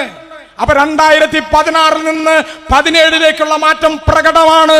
അത് ഈ നാട്ടിലെ ആളുകളുടെ ജീവിതത്തിൽ അനുഭവവേദ്യമാണ്. ഏതാണ് ആ കേരളം? 12 മണിക്കൂർ പവർ കട്ടും ലോഡ് ഷെഡിങ്ങും ഉണ്ടായിരുന്ന കേരളം, 18 മാസത്തെ പെൻഷൻ കുടിശ്ശികയായ കേരളം, നമ്മൾക്ക് നമ്മുടെ കുട്ടികൾക്ക് ക്രിസ്തുമസ് പരീക്ഷയ്ക്ക് പോലും പാഠപുസ്തകം കിട്ടാതെ ഫോട്ടോ സ്റ്റാറ്റ് എടുത്ത് കുട്ടികൾ പഠിച്ച കേരളം, സരിതാ നായരും ശാലുമേനോനും ജോപ്പനും ജിക്കുമോനും സലീം രാജും അരയിൽ തുണിയില്ലാതെ അരങ്ങാടിയ കേരളം. ആധുനിക കേരളത്തിന്റെ ചരിത്രത്തിൽ സഖാവ് EMS മുതലുള്ള കേരളത്തിന്റെ മുഖ്യമന്ത്രിമാരുടെ ചരിത്രത്തിൽ ആദ്യമായി ഒരു മുഖ്യമന്ത്രി ഒരു തുള്ളി വെള്ളം കുടിക്കാതെ 14 മണിക്കൂർ സമയം ഒരു ജുഡീഷ്യൽ കമ്മീഷന്റെ മുന്നിൽ ബബ്ബ എന്ന് പറഞ്ഞിരുന്ന കാലം. ആ കാലമാണ് ഉമ്മൻചാണ്ടിയുടെ കാലം, വലതുപക്ഷ കാലം. അവിടെ നിന്നാണ് സഖാവ് പിണറായി വിജയന്റെ നേതൃത്വത്തിൽ ഈ കേരളം ഇന്നു കാണുന്ന കേരളമായത്. അവിടെ നിങ്ങൾ നോക്കൂ, എല്ലാം പറയുന്നില്ല, പ്രധാനപ്പെട്ട 2 കാര്യങ്ങൾ നിങ്ങൾ നോക്കൂ. വൈദ്യുതി മേഖല നോക്കൂ. ഈ താനൂരിൽ ഈ സംസാരം കേട്ടപ്പുറത്തെങ്ങാനും നിൽക്കുന്ന ലീഗോ കോൺഗ്രസോ ആയ മനുഷ്യർ, കമ്മ്യൂണിസ്റ്റ് പാർട്ടി അംഗീകരിക്കാത്തവർ ആരെങ്കിലും ഉണ്ടെങ്കിൽ നിങ്ങൾ ഈ നാട്ടിൽ പറയണം. 2016 8 കൊല്ലം മുമ്പ് ഈ കേരളത്തിൽ 12 മണിക്കൂർ പവർ കട്ടും ലോഡ് ഷെഡിങ്ങും ഉണ്ടായിരുന്നു. ഈ 2024 താനൂരിൽ ഈ നാടിന്റെ ഇടവഴികളിൽ എവിടെയെങ്കിലും ഏതെങ്കിലും ഒരു വീട്ടിലെ 10 വയസ്സായ കുട്ടിക്ക് ലോഡ് ഷെഡിങ് എന്താണെന്നറിയുമോ? പവർ കട്ട് എന്താണെന്നറിയുമോ? റോഡിന്റെ അപ്പുറത്ത് 7 മണിക്കും ഇപ്പുറത്ത് 7:30ക്കും കട്ടായിട്ട് പകുതി സീരിയൽ കണ്ടിട്ട് കഥ മുഴുമിപ്പിക്കാൻ വേലിപ്പുറത്ത് നിന്ന് അപ്പുറത്തെ വീട്ടിലെ ചേച്ചിയോട് കഥ മുഴുമിപ്പിക്കാൻ വിളിച്ചു ചോദിച്ചത് 80 കൊല്ലം മുമ്പല്ല, 8 കൊല്ലം മുമ്പാണ് എന്ന് ഈ നാട്ടിൽ ഞങ്ങൾക്ക് പറയാൻ പറ്റും. 8 കൊല്ലം മുമ്പ് വോൾട്ടേജ് ക്ഷാമം, ബൾബ് കാണാൻ ടോർച്ച് അടിച്ച് നോക്കിയിട്ടുണ്ട് ഈ കേരളത്തിൽ. പ്രിയപ്പെട്ടവരെ, 8 വർഷക്കാലത്തിന് പുറത്ത് വോൾട്ടേജ് ക്ഷാമം എന്നൊരു വാക്ക് ഈ കേരളം കാണുന്നുണ്ടോ? ഗുണനിലവാരമുള്ള വൈദ്യുതി വന്നു. കൊച്ചി ഇടമൺ പവർ ഹൈവേയുടെ പണി പൂർത്തീകരിച്ചു. നിരവധിയായ ചെറുകിട വൈദ്യുത സ്ഥാപനങ്ങൾ ഈ നാട്ടിൽ, ജലവൈദ്യുത പദ്ധതികൾ നമ്മുടെ നാട്ടിലുണ്ടായി. അപേക്ഷിച്ചാൽ അപ്പോൾ കറണ്ട് കിട്ടി. ഈ കൊടിയ വേനൽക്കാലത്ത് പോലും അരമണിക്കൂർ പവർ കട്ടും ലോഡ് ഷെഡിങ്ങും ഇല്ലാതെ ശക്തമായ പവർ മാനേജ്മെന്റിലൂടെ ഈ കേരളത്തെ ഇടതുപക്ഷം മുന്നോട്ട് കൊണ്ടുപോയി. നിങ്ങൾ ആരോഗ്യ മേഖല നോക്കൂ. ലോകത്ത് ഏറ്റവും കൂടുതൽ സൗജന്യ ചികിത്സ കിട്ടുന്ന നാടിന്റെ പേര് കേരളം എന്നാണ്. അവയവമാറ്റ ശസ്ത്രക്രിയ നടത്താവുന്ന ഗവൺമെന്റ് ആശുപത്രിയുള്ള നാട് ഈ കേരളമാണ്. പ്രിയപ്പെട്ടവരെ, ഇന്ത്യ ഗവൺമെന്റിന്റെ കണക്കെടുപ്പിൽ ഏറ്റവും മികച്ച താലൂക്ക് ആശുപത്രികളുള്ള നാട് ഈ കേരളമാണ്. ആശാ വർക്കർമാർ മുതൽ മെഡിക്കൽ കോളേജ് MD വരെ കണ്ണിചേരുന്ന ജനകീയ ആരോഗ്യ പ്രസ്ഥാനത്തിന്റെ കരുത്തുള്ള നാട് ഈ കേരളമാണ്. ജനകീയ ആരോഗ്യ രംഗത്ത് ഈ കേരളം ബദൽ നിർത്തുപോകുന്നു. വിദ്യാഭ്യാസ രംഗം നിങ്ങൾ നോക്കൂ. ഉണക്കമീനും ചകിരിക്കാറും വിറ്റാൽ ലാഭം ഉണ്ടാക്കാൻ പറ്റുന്ന ഈ താനൂരിലും അങ്ങാടിയിലും ആൾക്കാർക്ക് പറയും. പക്ഷെ സ്കൂൾ നടത്തുന്നത് ലാഭത്തിന് വേണ്ടിയിട്ടാണെന്ന് ഈ ജില്ലയിൽ നിന്നുള്ളൊരു ലീഗിന്റെ മന്ത്രി ഈ നാട്ടിൽ പ്രഖ്യാപിച്ച് 100 കണക്കിന് സ്കൂളുകൾ വിൽക്കാൻ വെച്ചൊരു കാലത്ത് നിന്ന് 300-ലധികം സ്കൂളുകൾ കിഫ്ബി പദ്ധതിയിൽ ഉൾപ്പെടുത്തി അമ്പരചുംബികളായ കെട്ടിടങ്ങൾ കെട്ടി ഭൗതിക സൗകര്യങ്ങൾ മെച്ചപ്പെടുത്തി പൊതുവിദ്യാഭ്യാസ സംരക്ഷണ യജ്ഞം നടത്തി. 7 കൊല്ലം പിന്നിടുമ്പോ 8.5 ലക്ഷം കുട്ടികൾ ഇംഗ്ലീഷ് മീഡിയത്തിൽ നിന്ന് പേരുവെട്ടി പൂമ്പാറ്റകളെ പോലെ തുള്ളിച്ചാടി കേരളത്തിന്റെ പൊതുവിദ്യാലയ മേഖലയ്ക്ക് പറന്നു വന്ന അഭിമാനകരമായ ഒരു കാലം ഈ ഇടതുപക്ഷ കാലമല്ലാതെ ഈ നാടിന് ഓർമ്മയുണ്ടോ? ഇത് വെറുതെ വന്നതല്ല. നിങ്ങൾ നോക്കൂ, നമ്മുടെ നാട്ടിൽ 45 ലക്ഷം കുട്ടികൾക്ക് ഇൻഷുറൻസ് പരിരക്ഷയുണ്ട്. 45,000 ക്ലാസ് മുറികൾ ഡിജിറ്റലൈസ് ചെയ്തിട്ടുണ്ട്. പ്രിയപ്പെട്ടവരെ, കേരളത്തിന്റെ ചരിത്രത്തിലാദ്യമായി ഒരു കൊല്ലം അടുത്ത കൊല്ലം സ്കൂൾ തുറക്കുമ്പോൾ പഠിക്കാനുള്ള പാഠപുസ്തകം ഇക്കൊല്ലം സ്കൂൾ പൂട്ടുന്നതിന്റെ മുമ്പ് അച്ചടിച്ച് കെട്ടുകെട്ടാക്കി നമ്മുടെ കുട്ടികളുടെ കൈകളിൽ എത്തിച്ചൊരു കാലം സഖാവ് പിണറായി കാലത്തല്ലാതെ ഈ കേരളത്തിന് ഓർമ്മയുണ്ടോ? ഇതല്ലേ ഈ നാട്ടിൽ രാഷ്ട്രീയം പറയുന്നവർ ഈ നാട്ടിൽ പറയേണ്ടത്? നിങ്ങളെല്ലാ കാര്യവും പെൻഷന്റെ കാര്യം നോക്കൂ. 62 ലക്ഷം ആളുകൾക്ക് 1600 രൂപ വെച്ച് പെൻഷൻ കൊടുക്കുന്ന ഒരു നാട് ഈ ലോകത്ത് മറ്റൊരു നാടുണ്ടോ? 62 ലക്ഷം ആളുകൾക്കാണ് പെൻഷൻ. പെൻഷൻ എന്ന് പറഞ്ഞാൽ അതിനൊരു രാഷ്ട്രീയ ഉള്ളടക്കമുണ്ട്. ഇത് വെറുതെ കർഷക തൊഴിലാളിക്ക് 45 രൂപ എല്ലാ മാസവും കൊടുക്കാന്ന് കമ്മ്യൂണിസ്റ്റ് പാർട്ടി ഈ കേരളത്തിൽ പ്രഖ്യാപിച്ചതല്ല.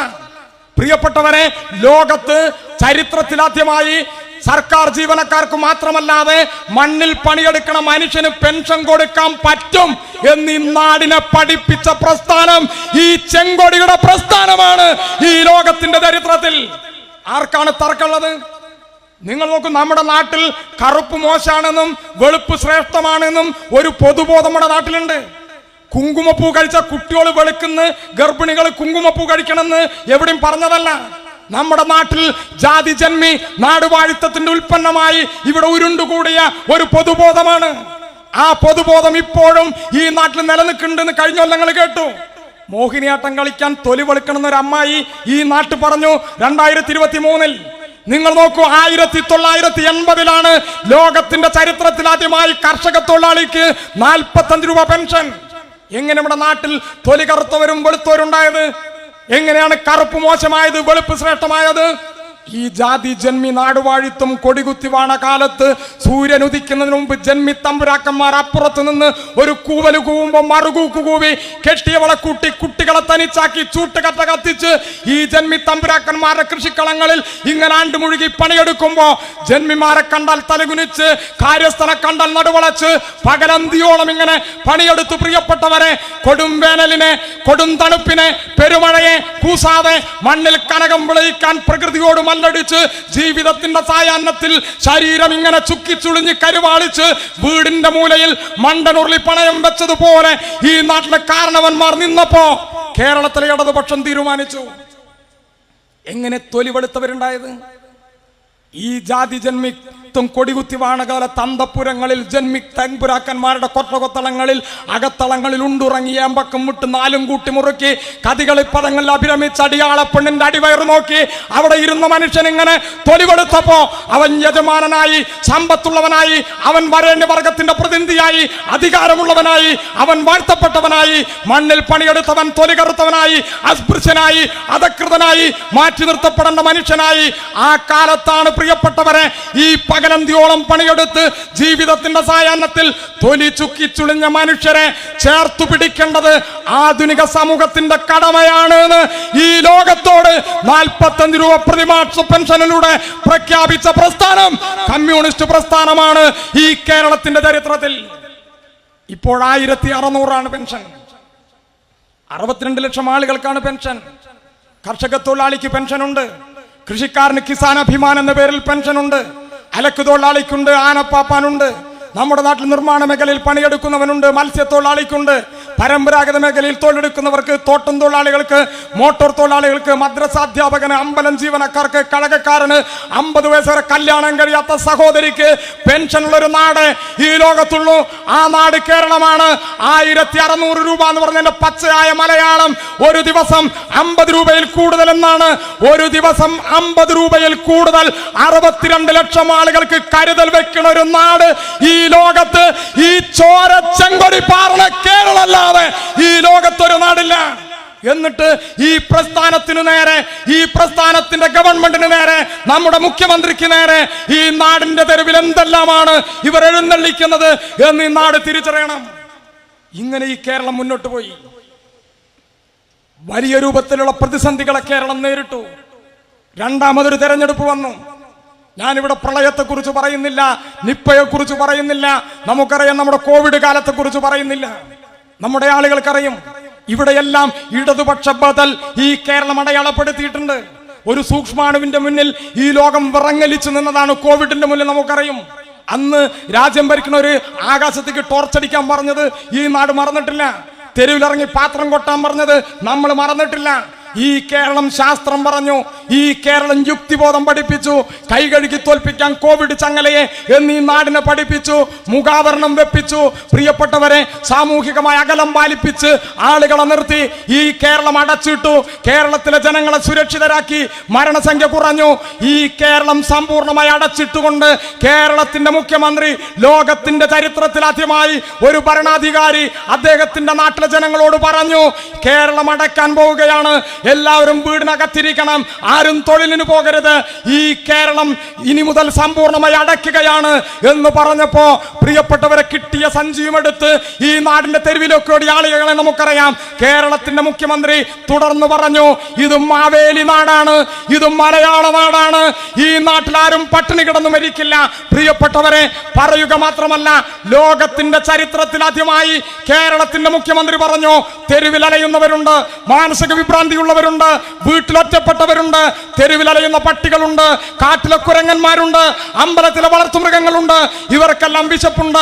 പഞ്ചായത്ത് കേന്ദ്രങ്ങൾ അടുക്കള തുറക്കണം, ചോറുണ്ടാക്കണം, ഇലവാട്ടി പൊതിയണം, നാട്ടു നന്മയായി ഇത് നാട്ടിൽ പരന്നൊഴുകണം. പ്രിയപ്പെട്ടവരെ, ഈ നാട്ടിലെ ജനങ്ങളോട് പറഞ്ഞു, യൂത്ത് ലീഗും കോൺഗ്രസും പറഞ്ഞു, സൗജന്യ കിറ്റ് വോട്ടിനുള്ള കിറ്റാണ്. പ്രിയപ്പെട്ടവരെ, ലോകത്തിന്റെ മുന്നിൽ ഈ കേരളം വരച്ചിട്ടു. തെരുവ് പട്ടികൾക്ക്, കാട്ടിലെ കുരങ്ങന്, വളർത്തുമൃഗങ്ങൾക്ക്, അമ്പലത്തിലെ വളർത്തുമൃഗങ്ങൾക്ക് അവർക്ക് വോട്ടില്ല, പക്ഷെ അവർക്ക് ജീവനുണ്ട്.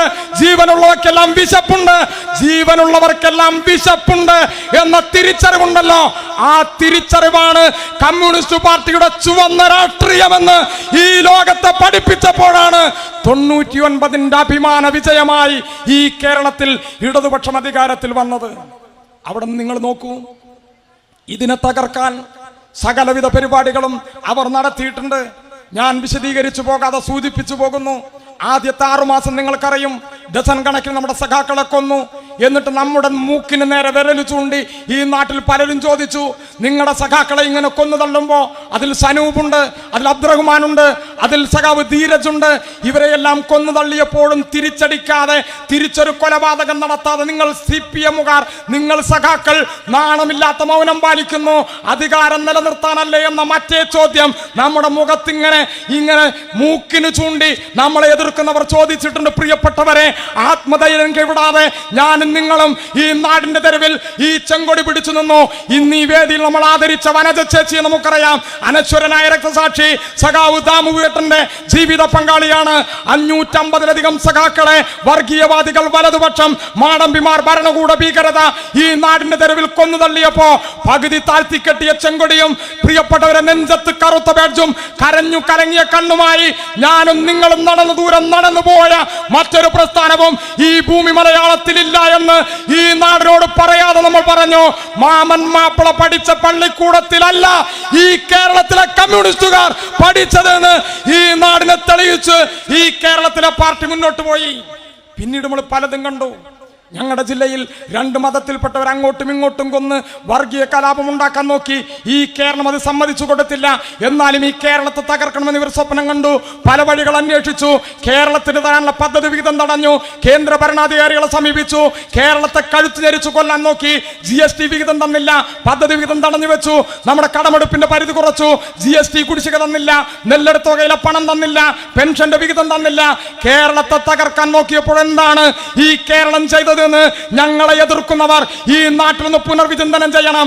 ഈ കേരളത്തിന്റെ മുഖ്യമന്ത്രിയും മന്ത്രിമാരും MLA-മാരും ആധുനിക കേരളത്തിന്റെ ചരിത്രത്തിൽ ആദ്യമായി അധികാരഗർവിന്റെ മൂക്കിന് താഴെ ഡൽഹിയിൽ സമരപ്പന്തല് കെട്ടി ഈ നാടിനോട് പറഞ്ഞു, ഇന്ത്യ ഫെഡറൽ സ്റ്റേറ്റുകളുടെ, ഈ നാട്ടിൽ സംസ്ഥാനങ്ങളുടെ യൂണിയനാണ്, ഏകശിലയിൽ കൊത്തിയ നാടല്ല.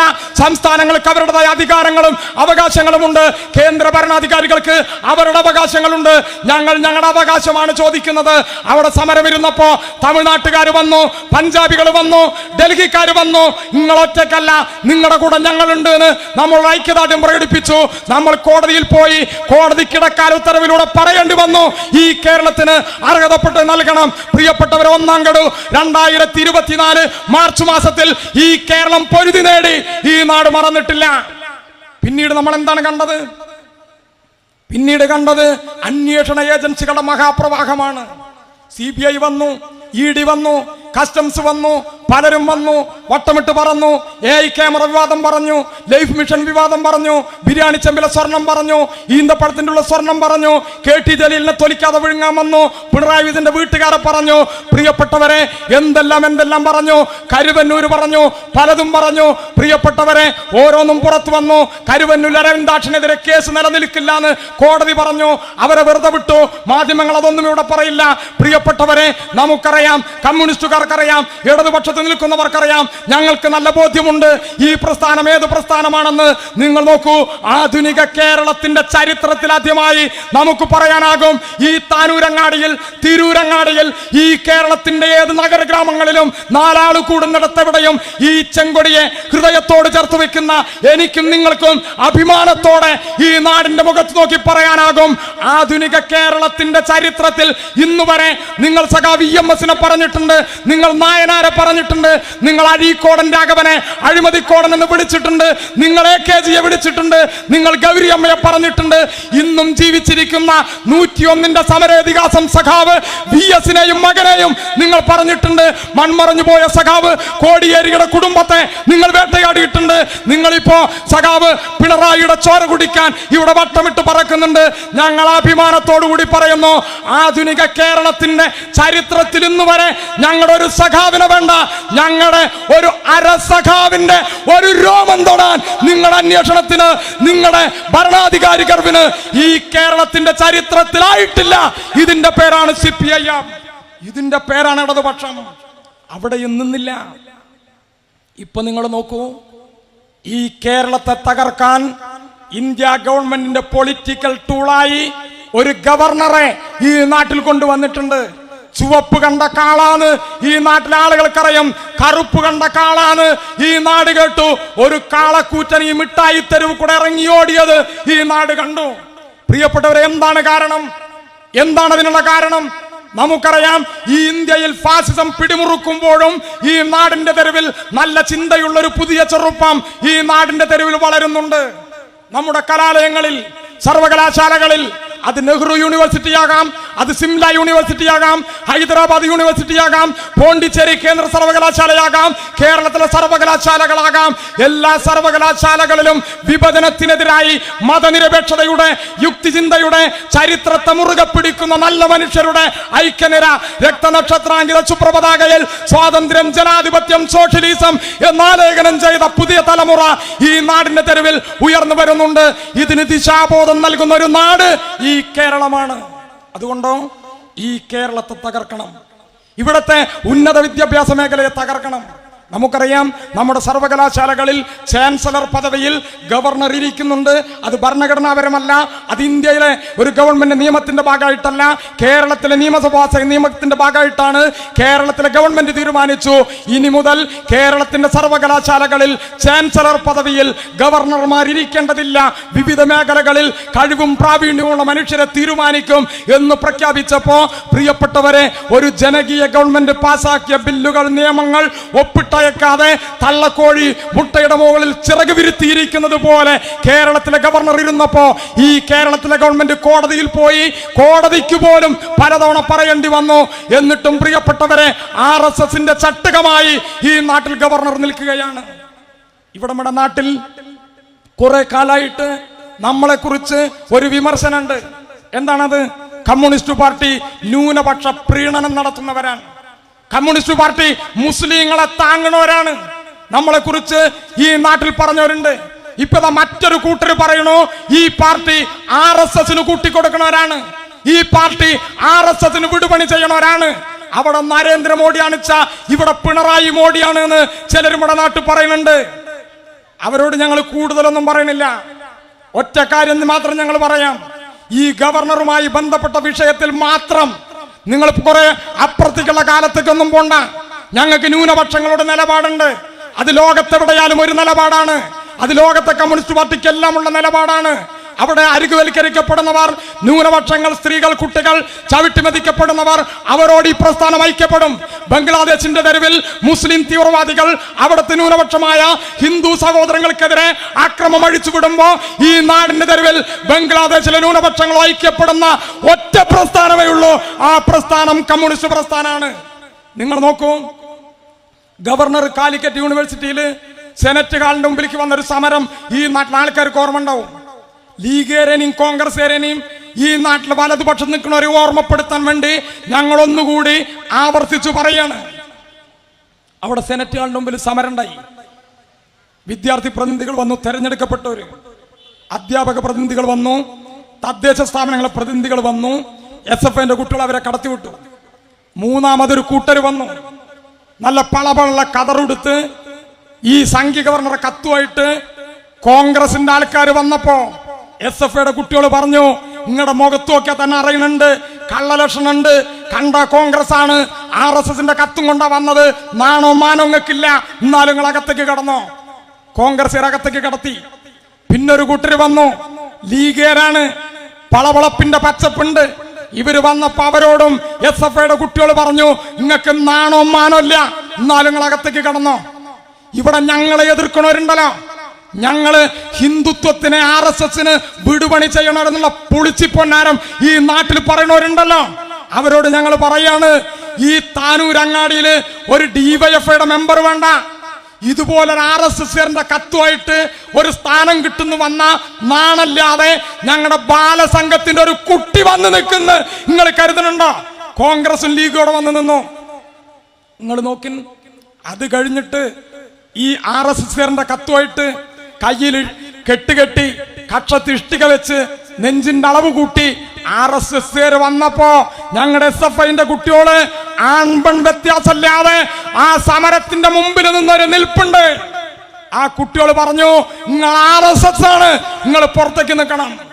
പ്രിയപ്പെട്ടവരെ, കോൺഗ്രസിനെയും ലീഗിനെയും അകത്തേക്ക് കടത്തിയിട്ട് RSSനെ പുറത്തു നിർത്തിയ ഞങ്ങളുടെ SFIന്റെ കുട്ടികൾ ഉയർത്തിയ ആ രാഷ്ട്രീയം ഉണ്ടല്ലോ, ആ രാഷ്ട്രീയം RSSന്റെ ശാഖയ്ക്ക് കാവല് നിൽക്കണ സുധാകരനും VD സവർക്കറുടെ മുമ്പില് മെഴുകുതിരി കൊളുത്തുന്ന സതീശനും ശോഭയാത്രയ്ക്ക് നിലവിളക്ക് കൊളുത്താൻ പോയ മുനീർ സാഹിബിനും 100 ജന്മം ജനിച്ചാലും നിങ്ങൾക്ക് മനസ്സിലാവില്ല കമ്മ്യൂണിസ്റ്റ് പാർട്ടിയുടെ രാഷ്ട്രീയം, ഇടതുപക്ഷത്തിന്റെ രാഷ്ട്രീയം. ഈ നാട് അത് തിരിച്ചറിയുന്നുണ്ട്. നിങ്ങൾ നോക്കൂ, ഇപ്പൊ കേരളത്തിൽ മൗദൂദികൾ, ജമാഅത്ത് ഇസ്ലാമികൾ, വെൽഫെയർ പാർട്ടിക്കാർ, മുസ്ലിം ലീഗുകാർ, കോൺഗ്രസ്, RSS എല്ലാവരും ചേർന്ന് ഈ കേരളത്തിലെ ഇടതുപക്ഷത്തെ തകർക്കാൻ, കേരളത്തെ തകർക്കാൻ കോപ്പുകൂട്ടാണ്. പാലക്കാട് ഉപതെരഞ്ഞെടുപ്പിൽ നമ്മളത് കണ്ടു. ചേലക്കരയിൽ ഉണ്ടാക്കാൻ നോക്കി. കേരളത്തിലെ പ്രബുദ്ധരായ ചേലക്കരയിലെ ജനത അവിടെ ചെറുത്തു നിന്നു. പ്രിയപ്പെട്ടവരെ, 2026 കേരളത്തിലെ നിയമസഭാ തെരഞ്ഞെടുപ്പിൽ ഇത് ആവർത്തിക്കാൻ വേണ്ടിയിട്ടുള്ള പരിശ്രമമാണ് ഇവിടെ ചിലരെല്ലാം നടത്തുന്നത് കാണണം. എന്താണ് അവർ ലക്ഷ്യം വെക്കുന്നത്? ഈ കേരളം ഇന്ത്യയിലൊരു ബദലാണ്. പ്രിയപ്പെട്ടവരെ, ഇപ്പോ 1992 ഡിസംബർ 6 കഴിഞ്ഞു. ബാബറി മസ്ജിദിന്റെ തകർച്ച കഴിഞ്ഞു. അവിടേക്ക് ഈ രാജ്യം കടന്നു വന്ന ഒരു വഴിയുണ്ട്, ഞാൻ വിശദീകരിക്കുന്നില്ല. അന്ന് 1991 ഇവിടെ പാസ്സായ ഒരു നിയമമുണ്ട്. 1947 ഓഗസ്റ്റ് 15 ഇന്ത്യയിൽ നിലവിലുള്ള ആരാധനാലയങ്ങളിൽ അന്നത്തെ എന്താണോ സാഹചര്യം അത് നിലനിർത്തുക എന്നൊരു നിയമം. ആ നിയമത്തെ കാറ്റിൽ പറത്തി വടക്കേ ഇന്ത്യയിൽ പല സംസ്ഥാനങ്ങളിൽ, ഈ തമിഴ്നാട്ടിലെ മധുര ഉൾപ്പെടെ, അജ്മീർ ദർഗ ഉൾപ്പെടെ, UPയിലെ സമ്പൽ ഉൾപ്പെടെ, പ്രിയപ്പെട്ടവരെ, നിരവധിയായ ആരാധനാലയങ്ങളുടെ അടിത്തറ തോണ്ടാൻ, സർവേ കല്ലിളക്കാൻ, അവിടെ എവിടെയെങ്കിലും പഴയ അമ്പലത്തിന്റെ അവശിഷ്ടമുണ്ടോ എന്ന് അന്വേഷിക്കാൻ സംഘപരിവാരം ഈ രാജ്യത്തിന്റെ തെരുവിൽ കോപ്പുകൂട്ടുകയാണ്.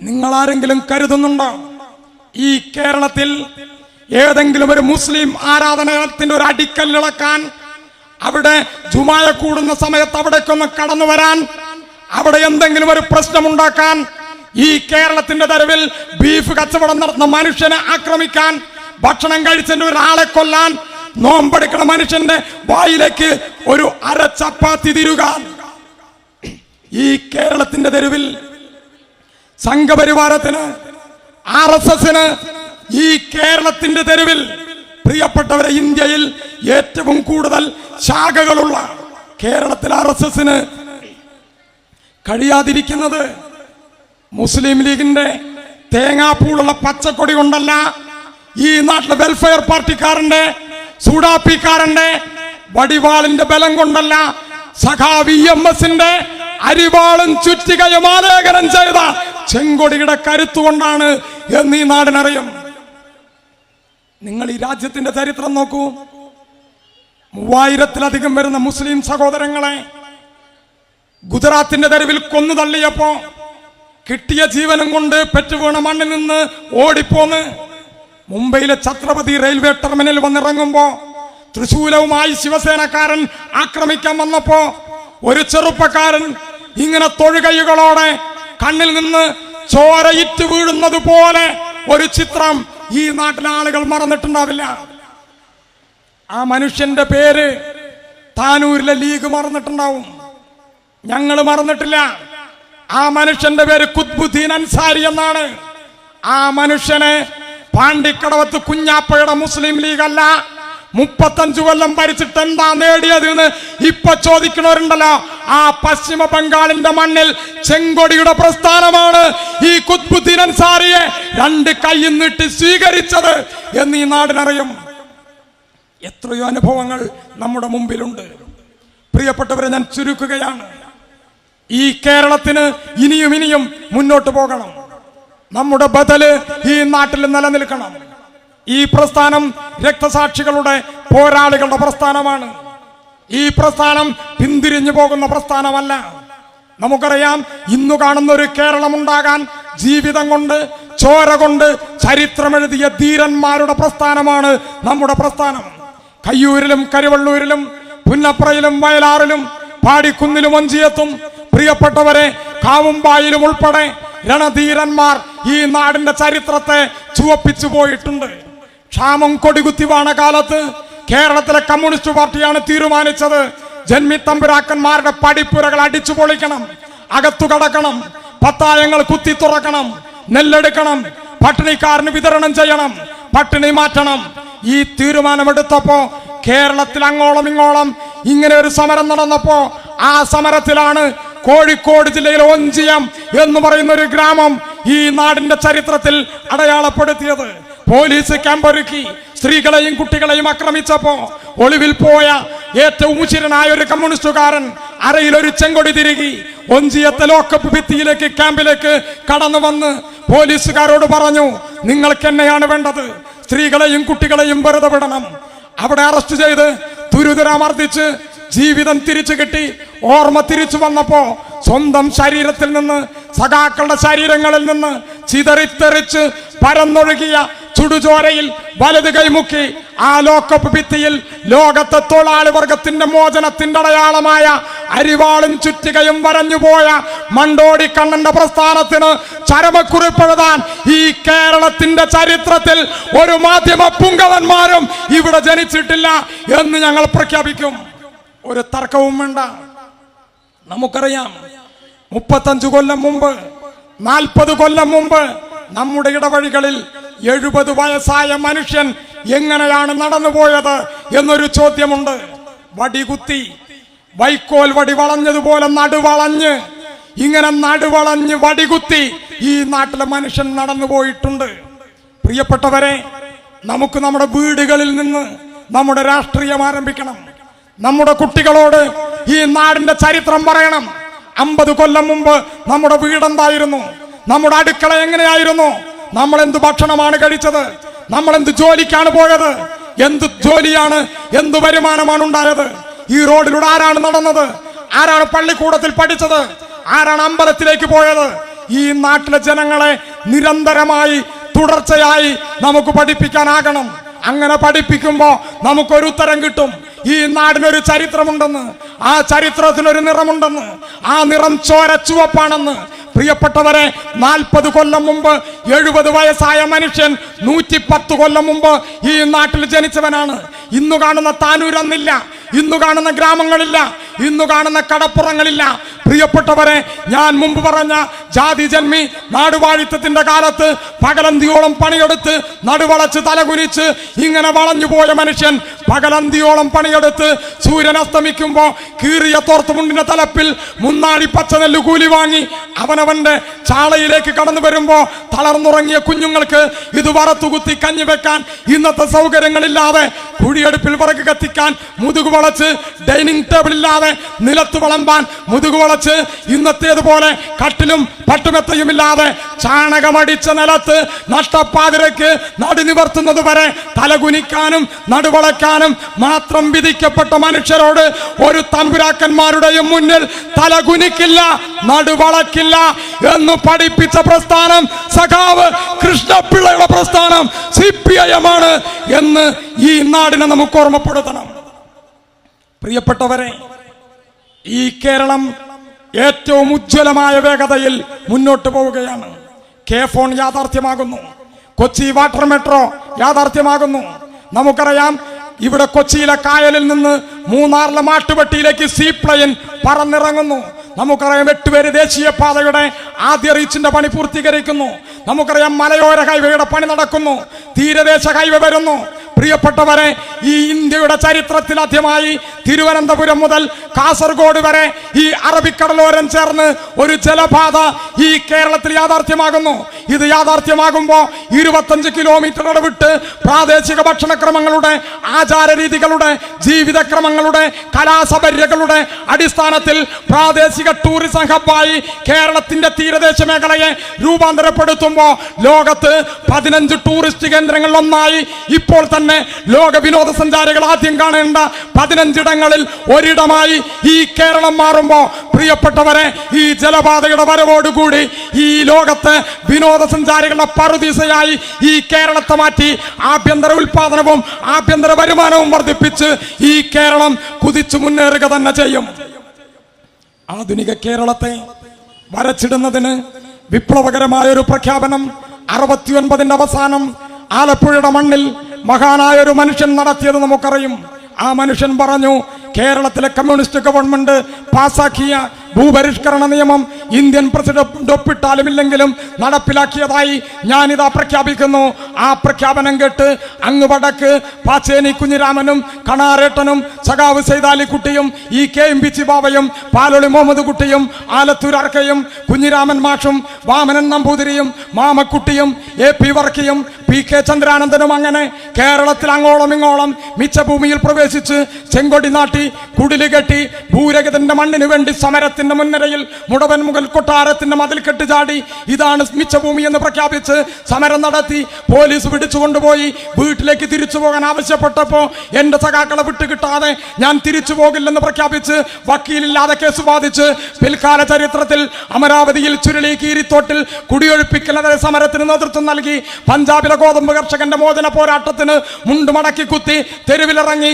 അടിയന്തരാവസ്ഥാനന്തരം ഇന്ത്യൻ പാർലമെന്റിൽ കയറി ഈ ഇന്ത്യ കണ്ട ഏറ്റവും ഉജ്ജ്വലമായ പ്രസംഗം നടത്തി തിരിച്ചു പോന്ന് പിൽക്കാല ചരിത്രത്തിൽ പാവങ്ങളുടെ പടത്തലവൻ എന്ന് ചരിത്രത്തിൽ അടയാളപ്പെടുത്തിയ സഖാവ് AKജിയുടെ കരുത്താണ് CPIM എന്ന് പ്രിയപ്പെട്ടവരെ നമുക്ക് പ്രഖ്യാപിക്കണം.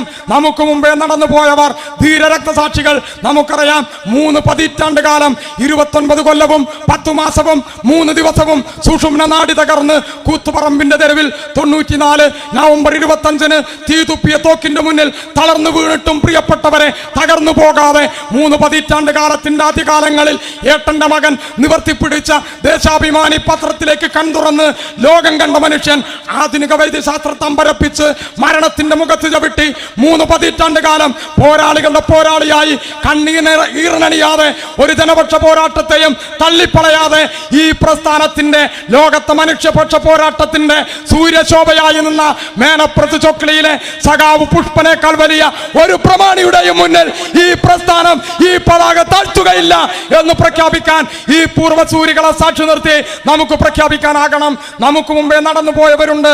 നമ്മുടെ യാതൊരു സൗകര്യങ്ങളും ഇല്ലാത്തവർ, പോയ കാലത്ത് ഇവിടെ ആദരിക്കപ്പെട്ടവർ, പതിറ്റാണ്ടുകൾക്ക് മുമ്പ് ഈ ചെങ്കൊടിക്ക് വേണ്ടി ഈ നാട്ടിൽ പ്രവർത്തിച്ചവർ, ബീഡി തൊഴിലാളികളെ സംഘടിപ്പിച്ച്, മത്സ്യത്തൊഴിലാളികളെ സംഘടിപ്പിച്ച്, തോട്ടം തൊഴിലാളികളിലേക്ക് ചെന്ന്, പാടവരമ്പിലേക്ക് ചെന്ന്, അസംഘടിതരിലേക്ക് പടർന്ന് ഈ പ്രസ്ഥാനം ഉണ്ടാക്കിയവർ, പകലന്തിയോളം പണിയെടുത്ത് വൈകുന്നേരം അന്നേരങ്ങളിൽ ഒരു ചെങ്കൊടി കെട്ടാൻ, ചീമക്കൊന്നയുടെ കമ്പ് കെട്ടാൻ കാട്ടിലേക്ക് പോയവർ, എഴുതിയുണ്ടാക്കിയ ഒരു പോസ്റ്റർ ഒട്ടിക്കാൻ ബാക്കി വന്ന മൈദ ഉടുമുണ്ടിൽ തുടച്ച് ഇങ്ങനെ നിന്നവർ, ഒരു കാലി ചായ കുടിക്കാൻ പോലും കഴിവതില്ലാത്ത കാലത്തും ഉടുമുണ്ട് മുറുക്കി ഉടുത്ത് ഈ നാടിന്റെ തെരുവിൽ നടന്നവർ, ഭാര്യയും ഭർത്താവും തമ്മിൽ ഒരു പ്രശ്നം ഉണ്ടാകുമ്പോ ഇടപെട്ട് സംസാരിച്ചവർ, രണ്ട് വീട്ടുകാർ തമ്മിൽ തർക്കമുണ്ടാകുമ്പോ മധ്യസ്ഥം പറഞ്ഞവർ, നമ്മുടെ നാട്ടിൻ പുറത്തേക്ക് ഒരു വഴി വീതി കൂട്ടാൻ 2 അടി സ്ഥലം വേണം, എല്ലാവരെയും കൂട്ടിയിരുത്തി അവിടെ സംസാരിച്ചവർ, മക്കൾക്ക് വിദ്യാഭ്യാസത്തിൽ അഡ്മിഷൻ വേണം, രക്ഷിതാക്കളോടൊപ്പം അവിടേക്ക് ചെന്നവർ, പോലീസ് സ്റ്റേഷനിൽ ഒരു കേസുണ്ടെന്ന് പറയുമ്പോ ആളെ കൂട്ടി സ്റ്റേഷനിലേക്ക് പാഞ്ഞവർ, പ്രിയപ്പെട്ടവരെ ഈ നാടിന്റെ ഉപ്പായവർ,